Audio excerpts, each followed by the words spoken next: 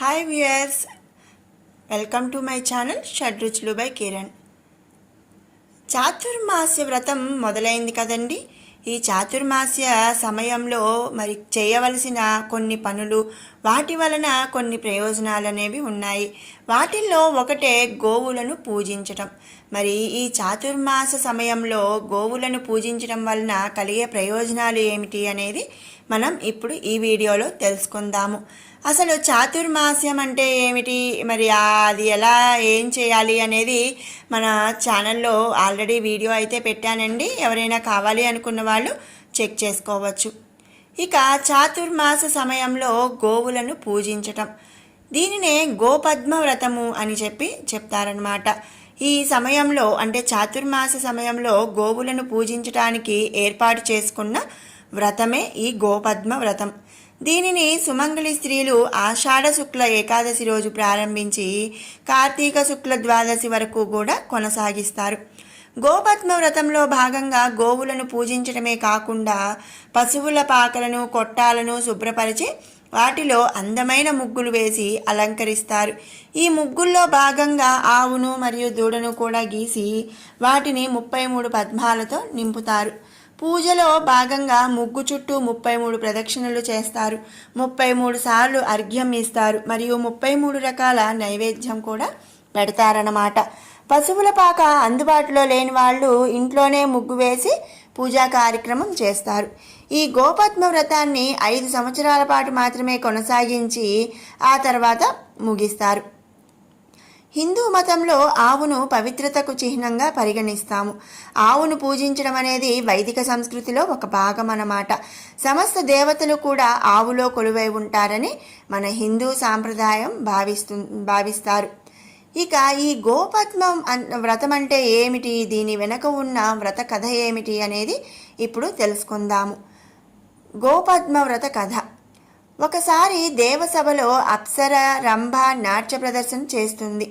మనోహరంగా వాయిస్తున్న సంగీత వాద్యముల నడుమ ఆమె అద్భుత నాట్యం కొనసాగుతుండగా ఒక తబలా పగిలి అపస్వరం రావటంతో కార్యక్రమం ఆగిపోయిందట.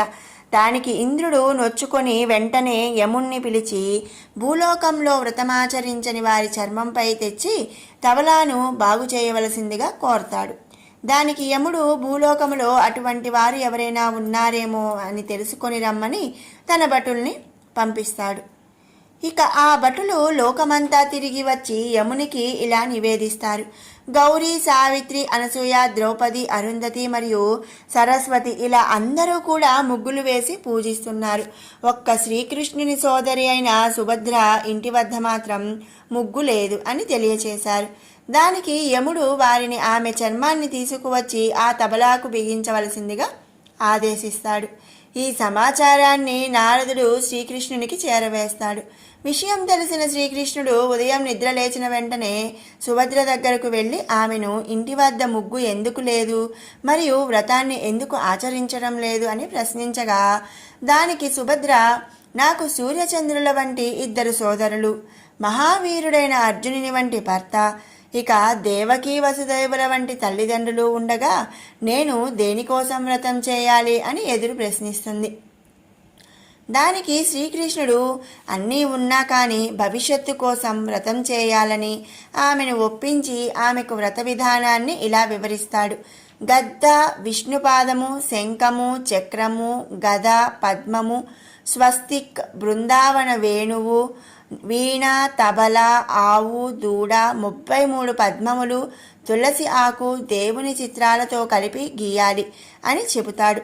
అప్పుడు సుభద్ర రాతి పొడిని ముత్యములు మరియు పగడములతో కలిపి ముగ్గు వేసింది. ఆ తర్వాత శ్రీకృష్ణుడు తెలిపిన విధంగా గోపద్మ వ్రతాన్ని ఆచరించింది.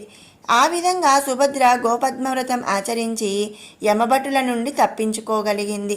అప్పటి నుండి ఈ వ్రతం ప్రాచుర్యం పొందింది. ఇక యమభటులు ఉత్తరానికి తలపెట్టి పడుకుని ఉన్న ఒక ఏనుగు నుండి చర్మము సంగ్రహించి తబలా బాగు చేసుకున్నారు. ఇది గోపద్మవ్రతము వలన కలిగే ప్రయోజనాలు, అలాగే గోపద్మవ్రత కథ.